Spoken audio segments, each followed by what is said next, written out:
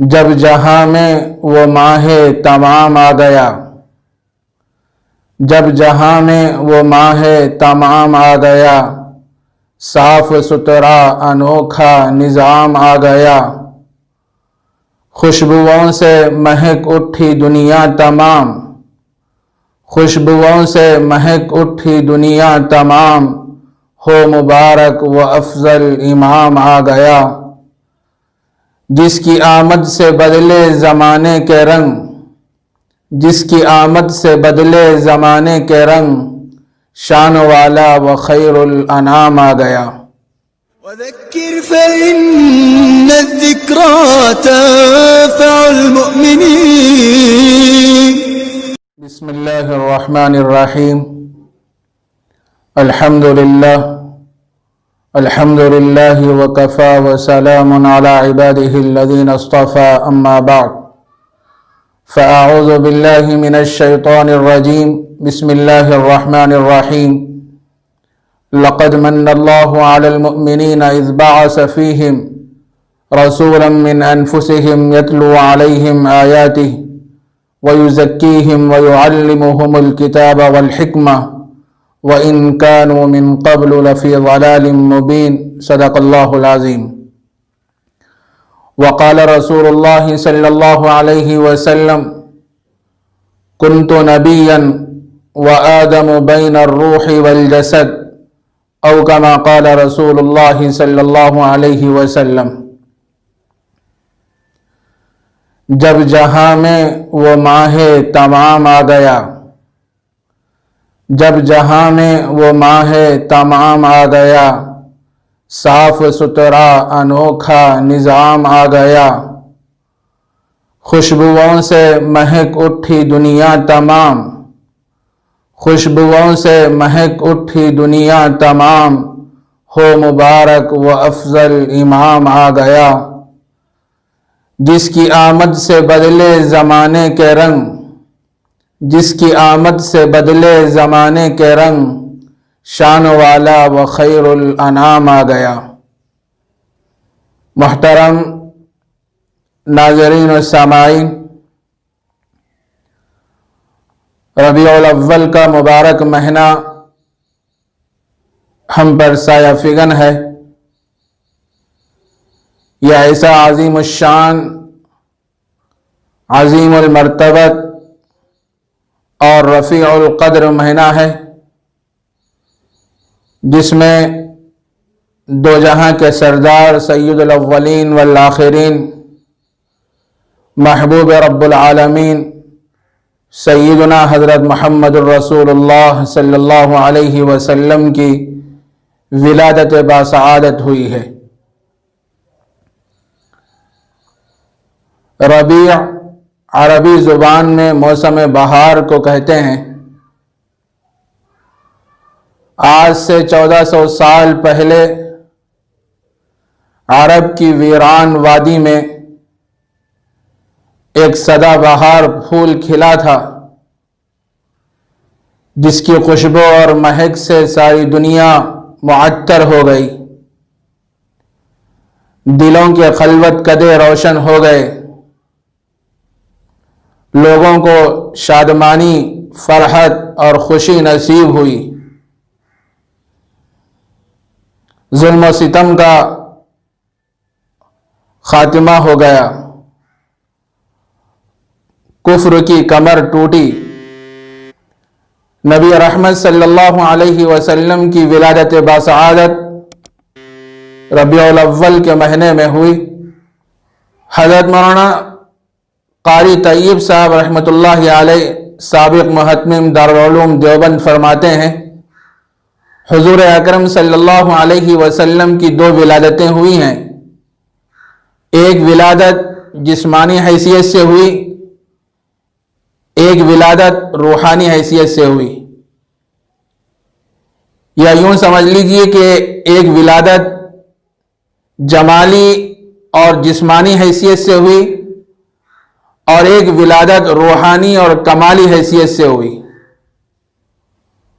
حضور اکرم صلی اللہ علیہ وسلم کی ولادت سے لے کے نبوت تک کا جو زمانہ ہے، یہ جمالی اور جسمانی حیثیت کا زمانہ ہے، اور نبوت کے بعد کی جو زندگی ہے یہ روحانی اور کمالی حیثیت کی زندگی ہے۔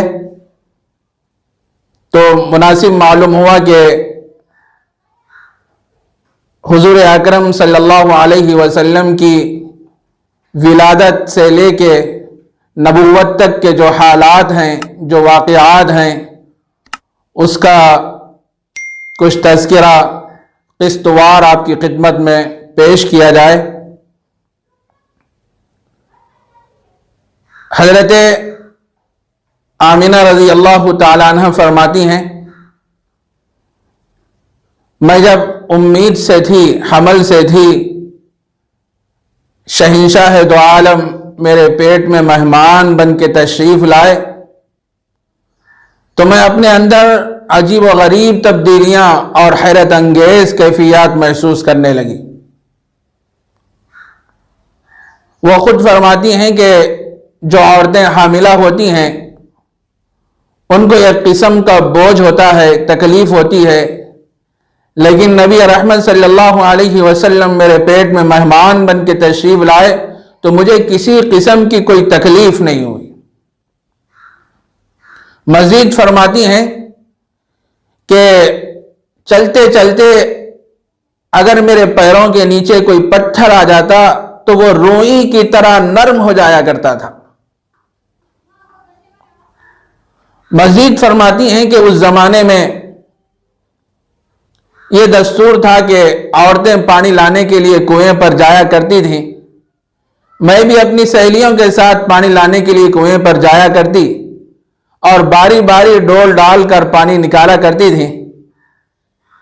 جب میرا نمبر آتا اور میں اس کنویں کے قریب پہنچتی اور کنویں میں ڈول ڈالنا چاہتی تو اللہ کا عجیب انتظام کہ پانی خود بخود اوپر آ جایا کرتا تھا، مجھے کسی قسم کی کوئی تکلیف محسوس نہیں ہوتی تھی۔ مزید فرماتی ہیں کہ جب اللہ کے نبی علیہ السلام میرے پیٹ میں مہمان بن کر تشریف لائے تو اکثر مجھے ایک نور دکھائی دیتا تھا، ایک روشنی دکھائی دیتی تھی۔ اس کا تذکرہ جب میں نے اپنی سہیلیوں کے سامنے کیا تو سہیلیوں نے کہا کہ حمل کے زمانے میں اس طریقے کے خواب نظر آتے ہیں اور سائے کا اثر ہو جاتا ہے، تو ہم ان حمل کے زمانے میں ایک لوہے کا کڑا گلے میں بنوا لیتے ہیں جس کی وجہ سے وہ خواب نظر نہیں آتے، تم بھی ایسا کرو کہ ایک لوہے کا کڑا اپنے گلے میں بنوا لو۔ میں اپنی سہیلیوں کے کہنے کی وجہ سے لوہے کا کڑا اپنے گلے میں بنوا لی۔ پہلی ہی رات تھی، خواب میں ایک نہایت سفید خوبصورت بزرگ شخصیت تشریف لائے اور خواب میں جو ہار میں اپنے گلے میں پہن رکھی تھی، اپنی شہادت کی انگلی سے انہوں نے اس ہار کی طرف اشارہ کیا جس کی وجہ سے وہ ہار ٹوٹ کے زمین پر گر گیا۔ میں خواب میں پوچھنے لگی کہ تم یہ میرے ساتھ کیا ظلم کر رہے ہو؟ اس وقت انہوں نے کہا، بیٹی مبارک ہو، میں اصل میں ابراہیم خلیل اللہ علیہ نبینا علیہ السلام ہوں، تمہیں بشارت اور خوشخبری دینے کے لیے آیا ہوں۔ تمہارے پیٹ میں جو بچہ ہے کوئی معمولی بچہ نہیں ہے بلکہ نبیوں کا سردار ہے۔ جب یہ دنیا میں آئیں گے تو حق کا بول بالا ہوگا، ظلم و ستم کا خاتمہ ہو جائے گا اور کفر کا خاتمہ ہو جائے گا۔ میں یہ نہیں چاہتا کہ تم توہم پرستی کا شکار ہو جائے، اس واسطے میں نے اپنی شہادت کی انگلی سے اس ہار کی طرف اشارہ کیا جس کی وجہ سے وہ ہار ٹوٹ کے زمین پر گر گیا۔ مزید فرماتی ہیں، جب اللہ کے نبی علیہ السلام میرے پیٹ میں مہمان بن کے تشریف لائے تو مجھ سے ایک عجیب قسم کی خوشبو آنے لگی۔ سارے مکے کی عورتوں میں یہ بات مشہور ہو گئی کہ عبد المطلب کی بہو نہایت قیمتی عطر استعمال کرتی ہے۔ ہوتے ہوتے یہ بات عبد المطلب کو پہنچی تو عبد المطلب پریشان ہو گئے۔ ایک تو حضرت آمینہ بیوہ ہیں، دوسرا حمل کا زمانہ ہے، حمل کے زمانے میں عطر کا استعمال کرنا مناسب نہیں ہے۔ ایک دن اپنی بیوی سے کہنے لگے، جاؤ جا کے اپنی بہو کو سمجھا دو، ایک تو بیوہ ہے اور دوسرے حمل کا زمانہ ہے، حمل کے زمانے میں عطر کا استعمال کرنا مناسب نہیں ہے۔ تو اس وقت عبد المطلب کی بیوی نے کہا کہ مجھے بھی بارہا خیال ہوا جا کے حضرت آمینہ کو سمجھا دوں، لیکن آج کل اس کی شخصیت میں ایسا رعب ہے، ایسا دبدبا ہے کہ مجھے جانے کی ہمت نہیں ہو رہی ہے۔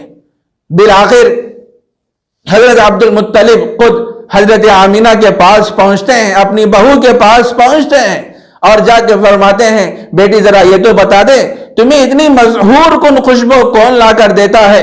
سارے مکے کی عورتوں میں یہ بات مشہور ہو گئی کہ عبد المطلب کی بہو نہایت قیمتی عطر استعمال کرتی ہے۔ اتنا سننا تھا، حضرت آمینہ کے آنکھوں میں آنسو آ گئے۔ اس کے بعد فرمانے لگی ان دنوں جو کچھ میں دیکھتی ہوں اگر اس کا کچھ تذکرہ آپ کے سامنے کر دوں تو آپ مجھے دیوانی اور پاگل قرار دیں گے۔ ارے میرا حال تو ایسا ہے، جب سے یہ بچہ میرے پیٹ میں مہمان بن کے آیا ہے میں دھوپ میں چلتی ہوں تو بادل مجھ پہ سایہ کرتے ہیں،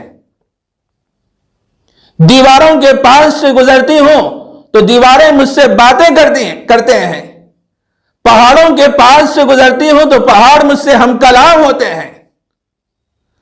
جب سے یہ بچہ میرے پیٹ میں مہمان بن کے آیا ہے تو میں اپنے اندر عجیب و غریب تبدیلیاں اور حیرت انگیز کیفیات محسوس کرتی ہوں۔ انشاءاللہ مزید باتیں حضور اکرم صلی اللہ علیہ وسلم کی بچپن کے جو حالات ہیں، جو واقعات ہیں، قسط وار آپ کی خدمت میں پیش کرنے کی کوشش کی جائے گی۔